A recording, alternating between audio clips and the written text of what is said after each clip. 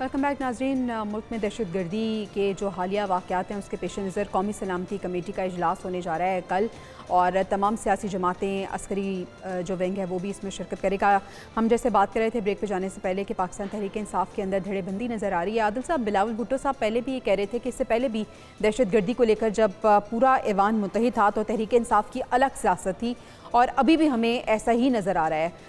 क्या वजह है कि तहरीक इंसाफ ऐसे मामलात में भी अलग थलग नज़र आती है और ऐसे मामलात में भी उनको इश्यूज़ हैं?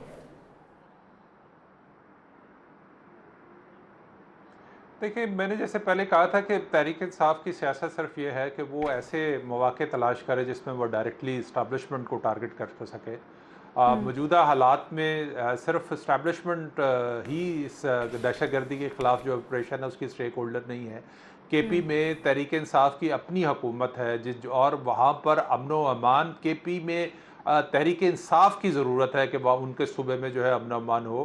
तो ऐसे मौक़ों पर जब एक कौम को एक यकजहती की ज़रूरत है, जब एक मैसेज देने की ज़रूरत है और उन मौक़ों को कैश कराने के बजाय जो है वो एक कंसेंसस जो है वो तमाम पॉलिटिकल पार्टीज़ ख़ास पर तहरीक इंसाफ को जो है वो मौके की नज़ाकत का फ़ायदा नहीं उठाना चाहिए। एक गैर मशरूत जो है वो कंसेंसस होना चाहिए। उनको अपनी देखें तो दहशत गर्दी तो एक कौमी मसला है ना, इसके अंदर और तहरीक इंसाफ एक कौमी जमात है। उसके स्टेक्स ज़्यादा हैं सूरत हाल में, और जब इस तरह के मामलात होते हैं तो उसमें ऐसे मौके भी होते हैं कि वो जो मुश्किलात है किसी जमात की या किसी शख्सियत की, तो उनके लिए रिलीफ के जो है वो चांसेस भी जो है वो निकलते हुए जो है निकल सकते हैं। तो वो आपको अपने जो काम है वो अपने हिस्से का काम करना चाहिए। इस्टेब्लिशमेंट को भी जो है सूरत हाल की जो नज़ाकत है उसको महसूस करते हुए चीज़ों को जो है वो देखना चाहिए। सिर्फ एक पॉलिटिकल जमात को टारगेट करने के बजाय वो इस वक्त इस्टेब्लिशमेंट की और हुकूमत की कोशिश होनी चाहिए कि वो पॉलिटिकल कंसेंसस पैदा करें। उसमें अगर किसी को रिलीफ दे के कुछ सूरत हाल बेहतर हो सकती है तो उसमें कोई हर्ज नहीं है कि आप एक बड़े कॉज के लिए जो है वो किसी छोटी चीज़ के ऊपर कंप्रोमाइज कर लें। तो इसलिए रवैये जो है वो सबके बदलने वाले हैं। पॉलिटिकल पार्टीज को भी अपना रवैया ठीक है। तब्दील करना चाहिए और एस्टेब्लिशमेंट को भी जो है अपने रवैये में जो है वो लचक पैदा करनी चाहिए। फिर ही किसी ठीक आप है खाकवानी जो है साहब, इससे पहले भी आप बात कर रहे थे कि सिर्फ एक तनकीद का निशाना नहीं बनाना चाहिए। ठीक है, एक जमात जो है वो अपनी रिजर्वेशंस सामने रख रही है, लेकिन आदिल साहब ने बहुत खूब पॉइंट आउट किया है कि दूसरी तरफ से भी अगर लचक का मुजाहरा हो सकता है तो कर देना चाहिए मुल्की मफाद में। क्या कहेंगे आप? बिल्कुल करना चाहिए। मैं तो उसके हक में हूँ कि मफ़ाद का मुज़ाहरा कौमी मफ़ाद की खातिर अपने मफ़ाद को पीछे रखना चाहिए और अब हुकूमत को भी करना चाहिए, अपोज़िशन को भी करना चाहिए। वैसे मैं देखें अभी शुरू में शायद बात हुई थी इमरान खान के बानी पीटीआई की पैरोल में रिहाई की और किसी इजलास की।